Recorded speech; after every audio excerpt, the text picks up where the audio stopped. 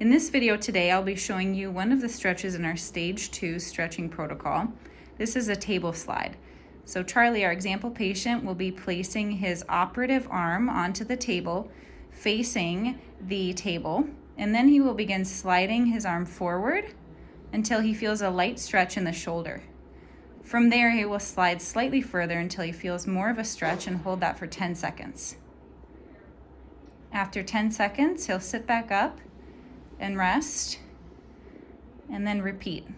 Preferably this would be repeated 10 times, holding for 10 seconds each time. The stretch should be done 3 times a day.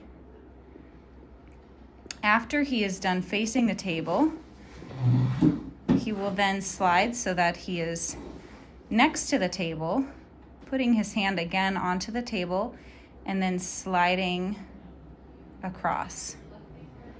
Again, this should be held for 10 seconds, and then come back up and relax, and it should be repeated 10 times.